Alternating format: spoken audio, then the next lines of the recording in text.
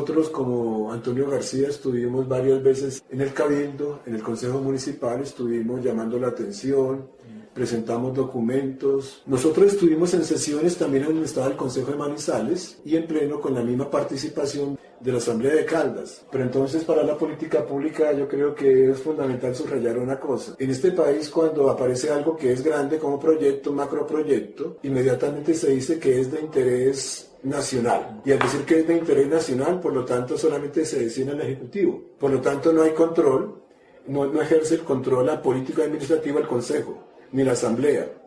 Y la Alcaldía de Manizales termina siendo como una ONG a la cual le llega dinero para que realice tareas.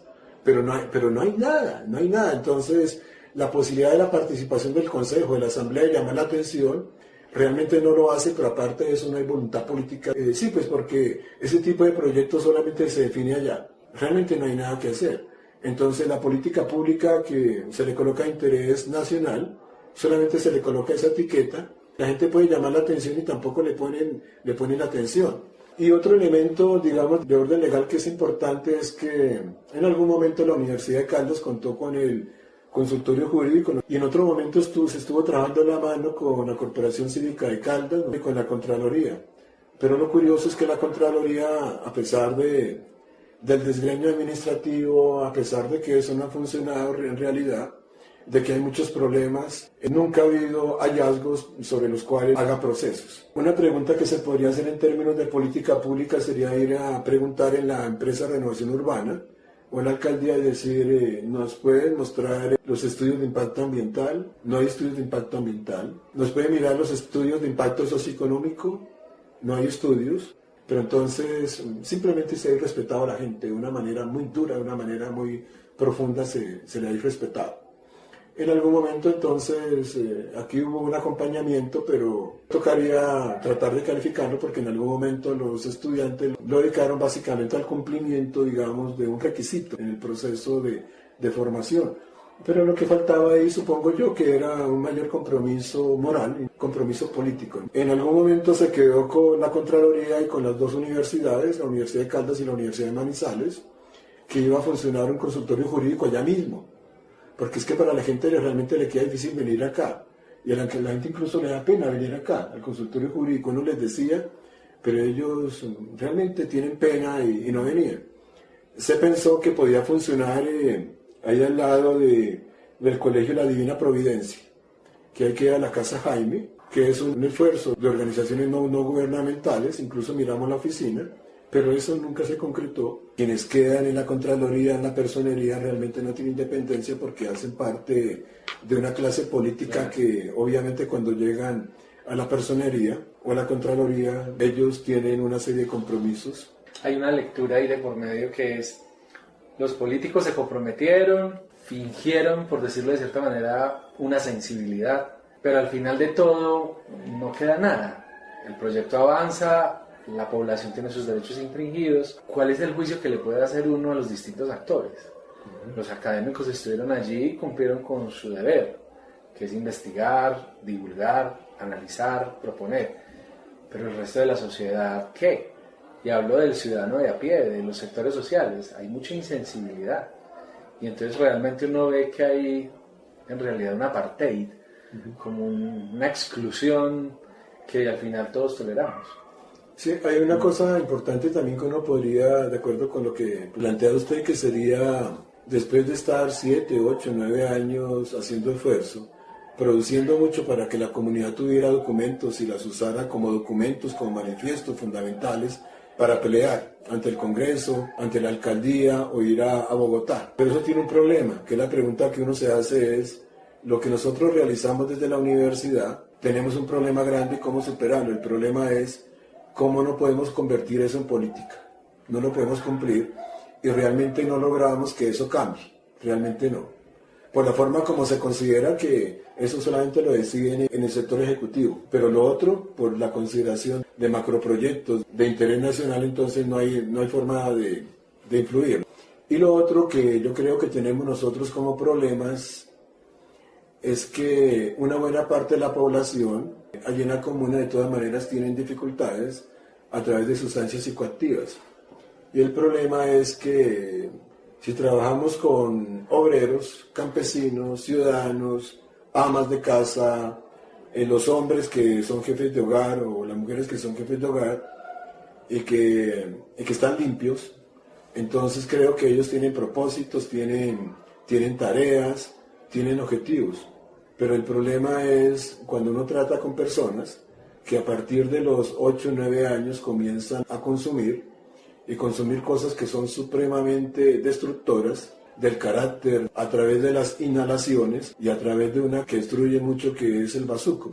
Entonces este tipo de personas solamente tienen metas que son para dentro de una hora necesito 1.200 pesos para una dosis y la consumo y dentro de 5 horas otra. Es muy complicado encontrar que este tipo de población, infortunadamente, la conciencia no se puede desarrollar justamente porque no tiene la posibilidad de pensar en propósitos, en objetivos, no tiene una planeación con su vida misma como personas o como familias o como barrio, ¿no? Entonces en ese sentido, pues, a mí me parece que es complicado. Como política pública, imagino que un asunto fundamental sería, en la experiencia que hemos tenido de encontrar niños de 4, 5, 10 años, y uno los mira y son limpios, entonces uno dice, pues quisiera que fueran como los hijos de uno y que cuando llegaran a los 17, 18, 20 siguieran limpios y estuvieran estudiando y trabajando. Pero el problema es encontrar niños de 8 o 9 años y ya perdidos y con todos los problemas que hay de la recuperación. Es muy complicado recuperarlos. Pero la desintoxicación de buena parte de la gente allí en la comuna tendría que realizarse. Le pediría de algunas definiciones importantes. Sí. Normalmente uno piensa en conceptos como, ahora que acaba de pasar el tema de la paz, pero la gente al final no entiende lo que es la paz. Y creo que otra categoría o concepto en el que tenemos mucho problema es exactamente la pobreza. ¿Qué definición pudiéramos ofrecer para que desde el punto de vista lingüístico, desde el punto de vista de las ciencias sociales, se pueda entender más el fenómeno de la pobreza? El concepto de pobreza, que ha sido definido, como lo dijimos en algún momento, desde el Banco Mundial por el ingreso, tocaría utilizar otras variables, es decir, multivariable. Tocaría encontrar, por ejemplo, como hemos mencionado, algo que limita las oportunidades, que es el nivel de educación. Otros elementos que tendrían que ver con el tamaño de los hogares, que sigue siendo importante. Otra cosa sería tratar de medir otra serie de indicadores que tienen que ver con quién ejerce la jefatura. Si son las jefaturas femeninas, pues tocaría examinar las razones por las cuales las mujeres son las que las ejercen, ¿no? Porque no en todos los casos las mujeres es porque están viviendo solas con los hijos, sino en algún momento se reconoce que ellas en la encuesta o en la entrevista afirman que lo son, aunque el marido esté ahí, pues porque ni siquiera el que está aportando los asuntos económicos que sirven para resguardar a la familia, sino también por quien ejerce dirección, quien ejerce una orientación de la familia.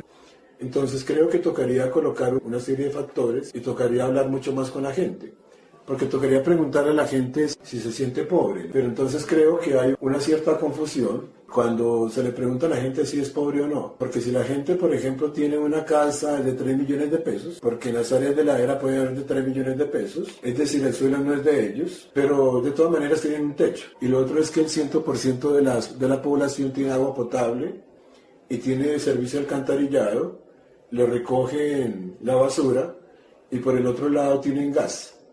Aunque el 97-98% del gas que usan es el de un cilindro o las pipas que llaman. Allí no hay gas natural, pero cuando uno examina qué es lo que tienen, entonces la gente, desde una perspectiva mucho más amplia, no se autocalifica como pobre. Y en el tema de electrodomésticos, por ejemplo, celulares. Celulares, pues no es tan cierto tampoco que la gente ya tiene celulares de alta gama porque se los roban, no es tan cierto. Entonces cuando hay que comunicarse con la comunidad, pues comunicarse a través de Facebook o hacerlo a través de Twitter, por ejemplo, o a través de Instagram, realmente hay poca gente que se comunica a través de ello. En algún momento se lanzó un programa desde diseño tal vez de la Universidad de Caldas para comunicar, de que no toda la gente tiene ya celulares de alta gama, pues simplemente llaman flechitas que llaman. Sí, hay una limitación en ese sentido. Si miráramos cuántos tienen internet en sus casas, el porcentaje es bastante bajo. Y esa es una limitación. Incluso en Manizales, pues no estamos en en Finlandia, ¿no? No estamos en el norte de Europa, donde desde hace como unos 4 o 5 años hay un derecho humano fundamental y es tener acceso libre a la banda ancha. Porque un país tan avanzado tecnológicamente, si no tiene banda ancha, está un poco muerto. Pero lo otro sería la falta de oportunidades también desde otra perspectiva, que creo que es importante. Porque en algún momento cuando nosotros llamamos la atención sobre el empleo, que era informal, entonces en algún momento se dijo, en Manizales se está avanzando con los call centers. Pero lo que uno puede apreciar con los call centers, que son contratos breves, pueden ser 2 o 3 meses, 4 meses, y con salarios solamente un poquito por encima del salario mínimo. Es decir, de esa manera no salimos de la pobreza, es decir, reconociendo que de todas maneras el monto del ingreso es importante, ¿no? Pero lo otro será la posibilidad de la permanencia en el trabajo, que desde la Organización Internacional del Trabajo divide el trabajo básicamente en 2. O es precario, como el que hay en la mayor parte de la ciudad de Manizales y del país, al otro empleo que es digno, que tiene que ver con la permanencia. Es decir, superando esta lógica que hay en el tiempo actual con la globalización, en donde el trabajo es fundamentalmente flexibilizado. Entonces, como que tocaría tratar de mirar una multiplicidad de variables. Otras variables que nosotros miramos fue en qué gasta la gente el dinero. Entonces encontramos que era supremamente importante que en transporte casi no gastan, porque están en el centro, y van a pie. El problema es cuando en algunos casos los mandaron para San Sebastián. ¿Y qué hacer con un estudiante universitario tratando de caminar desde San Sebastián hasta la Universidad de Caldas? Porque para nosotros tener el dinero para una buseta, para ellos hacer ese viaje 2 veces son 8.000 pesos, y 8.000 pesos, eso es lo que sirve para comer con uno solo, ¿no? Que puede ser carne y otras cosas. Pero realmente o camina o come. Entonces, ¿en qué gastan el dinero, no? Lo otro... los alimentos, por ejemplo, ¿en qué gastan fundamentalmente? Encontramos, por ejemplo, que la mayoría de la gente no conoce el pescado, porque el pescado es caro y lo más barato realmente son los huevos o es el pollo, que es más barato que la carne de cerdo o la carne de res. Entonces, como que uno debería tener una serie de variables mucho más multi para tratar de elaborar el concepto de lo que nosotros podríamos llamar pobreza, y medido también con la participación de ellos, o sea, esos elementos de la pobreza subjetiva, ¿no? Porque depende de dónde se mire el sujeto. Y lo otro sería tener otros indicadores, como por ejemplo, ¿usted es feliz?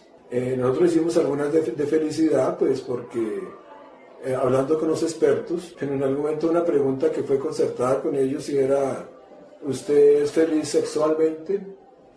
Bueno, ese tipo de pregunta realmente aparecerá mucho más en la entrevista o en otros tipos de observación, porque la gente en esos casos por lo general colocaba sí, entonces casi 100% de la gente era sexualmente importante, y eso de ser sexualmente feliz es muy importante para tener una buena calidad de vida. Otros ingredientes como por ejemplo la leche materna, ¿no? Que es fundamental y tendría que ver con el 47% de las mujeres que son jefe de hogar y por lo tanto se distancian de los niños. Entonces es posible que no los alimenten con toda la importancia que tiene. Es decir, uno tendría que estar mucho más con la comunidad, cómo vive y por lo tanto qué es lo que requieren para decir esta comuna es pobre por esta serie de factores. Es solamente el factor del ingreso, ¿no? Es fundamental, pero no es el único. Creo que en ese sentido se ha avanzado mucho, especialmente en México, en Uruguay y Argentina, en tratar de indagar acerca de ello. Creo que aquí nos falta hacer ese esfuerzo también. Una variable importante es, pensando en los estudios de Robinson, Acemoglu, ¿qué tanto le falta al Estado para hacer presencia en la garantía de muchos derechos y de muchas capacidades? Y el grado de incidencia que tiene esos defectos en la pobreza que tenemos. Pues yo creo que una cosa fundamental a observar ahí es que se concentran solamente en la población vulnerable. Es decir, se parece un poco a los acuerdos de paz entre las FARC, EP y el gobierno nacional, que a mí me parece que eso es pura población vulnerable, como si el país fuera vulnerable, pero no se colocan elementos de política económica y social y de la cultura en donde creemos un país realmente fuerte, económica y socialmente. Creo que eso hay que hacerlo. Pero colocar solamente población bastante vulnerable y entonces colocarlo en niños entre 1 y 5 años las mujeres embarazadas, las personas de mayores de 65 años, los discapacitados, etc.